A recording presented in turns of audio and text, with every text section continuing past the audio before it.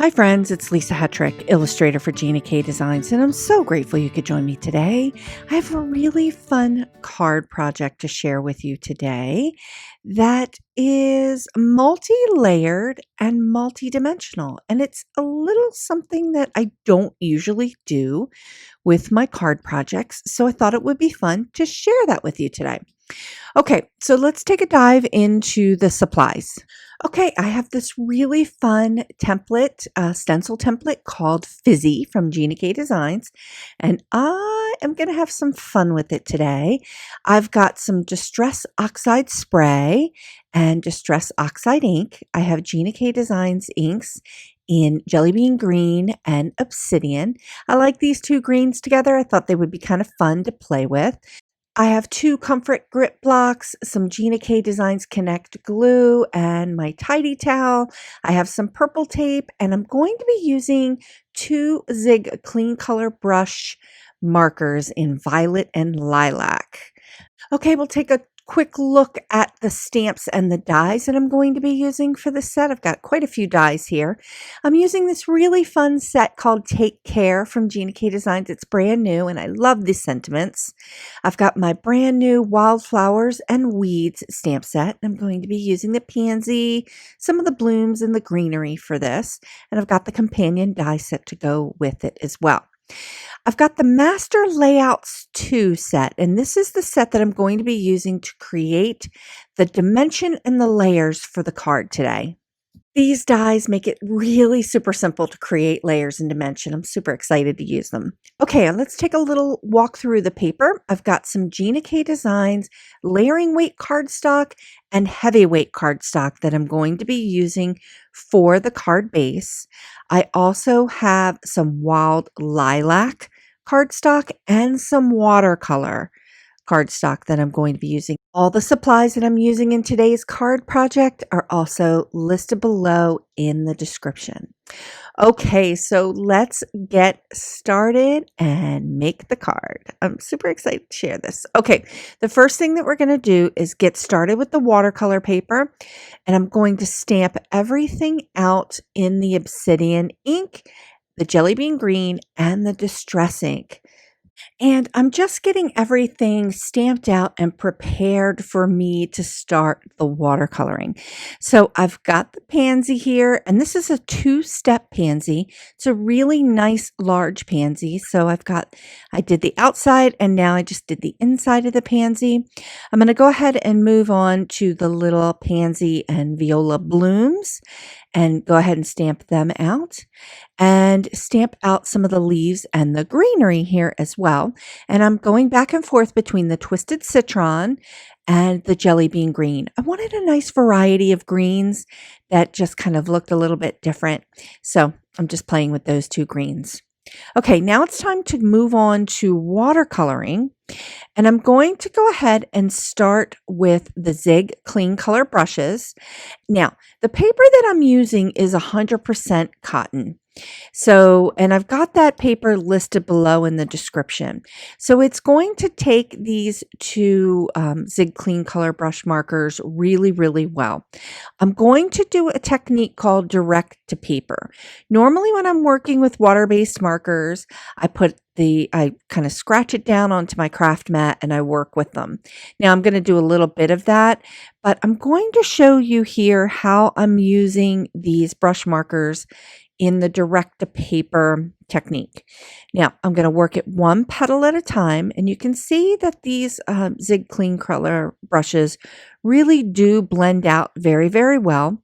But I have found that no matter what kind of watercolor paper you're working on, whether it's 100% cotton or it's a wood pulp paper like a Canson, cold press paper, you kind of need to work a little bit quickly.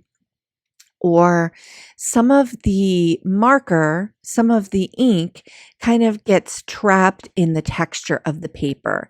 And you can see that when I'm painting it on here, it's really dry because it's a very wet marker, but it's a very, very dry paper. So the 100% cotton paper is just one of my super faves, and it's something that I feel really works well with watercolor medium. So I use it often. So I enjoy using it with the markers because it enables me to kind of get in there and move that color around. And I'm using my water brush, and this is the Pentel water brush. It's kind of one of my favorites, but you can use any water brush or a brush and just a regular paintbrush and some water. So you can see I'm just moving around the pansy, and I'm concentrating the ink, spreading the ink from the center of the flower out. And I'm not doing a whole lot of color mixing. This is what I would call like some super simple watercolor techniques. You're letting the water and the brush marker kind of do their job to give you those watercolor effects. And again, I'm going to work on this last petal, just add a little bit of the brush marker, and then just use the color and push it out towards the outer edge. I'm staying in the lines this time instead of going out because I'm going to die cut this pansy out. Okay, so I got a little smudge going on down there in on the paper, but that's okay. I'm going to redo that little bloom. So I'm going to add a little bit of lilac to this pansy, and you can see that I'm just adding a little bit of variation in color over top of the pansy that's already here. Now the paper is still a little bit wet, so I'm doing that direct to paper and letting it do its thing, letting that ink just kind of blend around. Not going for what I would call a smoothie blend. I'm just blending it around just to kind of give it that watercolor look and also give it a variety in color. So we've got some dark and we've got some light, and I'm just kind of pushing this color around a little bit just to give it that pansy some really, really nice watercolor looks and feels. When it dries, it's kind of day glowy. Look at that color. It's so vibrant. I love these brush markers for simple watercoloring. Okay, so now I'm going to go ahead and move on to the viola blooms, and I'm using the lilac brush marker here, and I'm just going to go ahead and push that color out. And these blooms, I'm just going to make them really light, and I'm not really going for a lot of variety in dark and light here. I'm just kind of scratching in that color really quickly and then moving it around into the bloom, because again, I am going to die cut out all of the pieces here so that we can have them as really nice layers on the card to create that extra dimension that we are going for. Okay, so I did take a little bit of that color and I put it down on my craft mat. I'm just dropping that in. Okay, so moving on to die cutting all of the bits. So I've got the die cut pieces, the pansy and the leaves and the greenery and the viola blooms from the die cut set, the Wildflowers and Weeds companion die cut set. And I'm going to go ahead and run them through my Platinum 6 and get those pieces cut out. So I'm moving on to the stencil. Now, in my original design with the fizzy stencil, I used the stencil as an embossing template. In this one, I'm going to spray down some of the Distress Oxides right onto a piece of Gina K Designs layering white cardstock, and shampoo. Look at that. I love, love, love it. And I'm going to go ahead and cut that out in that Master Layouts die, and I just love it. Okay, so let's take a look at all the die cuts and all the master layouts. So big reveal for all of the different elements that are going to give us the layers in the final card. So cutting out with the die cuts make it super, super easy. Of course, you could fussy cut out all these pieces, and you could cut your layers out with a paper trimmer if you wanted to, but I really like that stitched edge, and the master layouts really give the paper a really nice finished edge. So let's go ahead and move on to assembling these layers. Now I've got a piece of Gina K Designs heavyweight cardstock as my base, and I'm using the Connect glue. I'm just going to go ahead and apply it to the back of all of my pieces, and I'm going to layer the card. So I really like that contrast between that white base and then adding that white stitched layer that has that fizzy stencil with the Distress Oxide. It just kind of gives it a nice little pop. And I don't usually add a lot of layers to my cards, but the master layouts and the dies that Gina has developed, she has a master layouts 1 and master layouts 2, really make the layering process for your cards super simple, and it takes out all the guesswork for measuring, and it really finishes off the edges of the cardstock nicely. So I noticed that I made a huge oopsie as I started to build the card. I forgot to actually apply color to the layer that I wanted to be right below the flowers. So I've got a piece of watercolor cardstock here. I'm going to go ahead and spray down the Distress Oxide spray right onto my mat. And I'm going to use that as my watercolor medium. So I'm just going to go ahead and get that nice and juicy, and then go ahead and put my watercolor cardstock, just do a little bit of smooshing, smoosh it right into there and get it nice and yellowy. So that's a squeezed lemonade Distress Oxide. And so it's really, really pale, and it's giving me a really nice layer to finish off the card. Okay, so now let's assemble the rest of the card. So here's that layer, and you can see that squeezed lemonade just gives a really nice contrast to the fizzy layer that's underneath, and it just gives that little bit of extra pop as I start to build up the dimension and the layers. And I'm loving it, loving it. So I'm going to go ahead and move on and pop all the die cuts on top of these layers.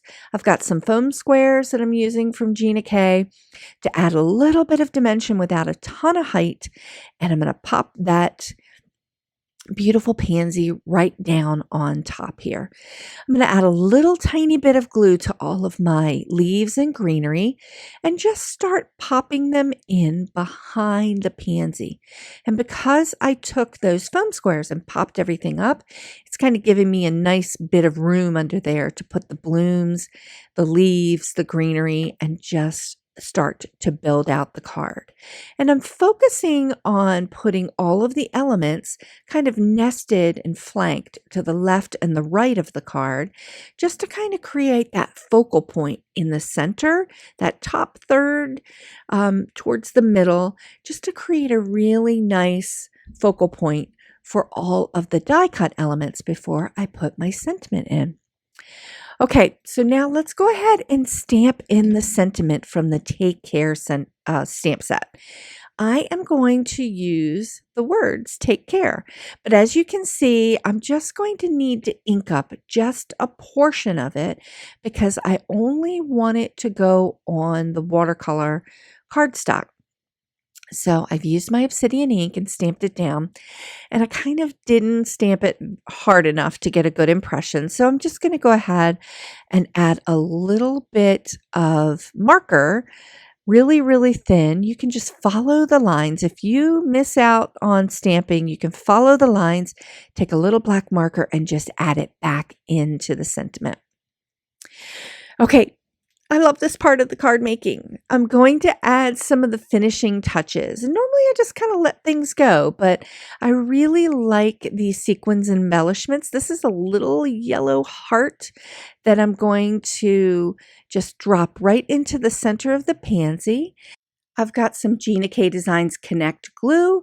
I'm going to just put little drops of glue down in the center, and I'm going to add 3 of these galaxy sequins and embellishments. The galaxy sequins are a really beautiful purple, like a midnight sky, and it's really a nice contrast to the violet and the lilac that I used in the large pansy and the violet blooms. So I'm using this little jewel picker from Marviuchita just to kind of pick up the jewels and drop them in because I am sequin challenged.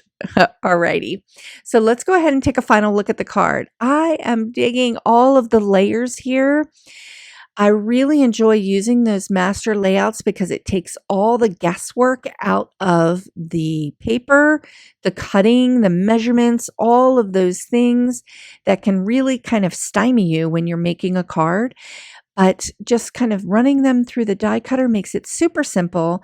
And then matching it up with the dies from the stamp set really helps create a lot of texture and dimension without a ton of height in the project. And it's just a sweet, fun card to send to a friend. I just love it so much. Okay, so if you haven't grabbed it yet, you can grab the free download with some wildflowers and weeds sketch ideas. The link is down below in the description. I hope you enjoyed today's card tutorial. I really enjoyed this time with you. Here's a final look at the Wildflowers and Weeds stamp set and companion die set. And you can find all the links to everything that I shared today down below in the description.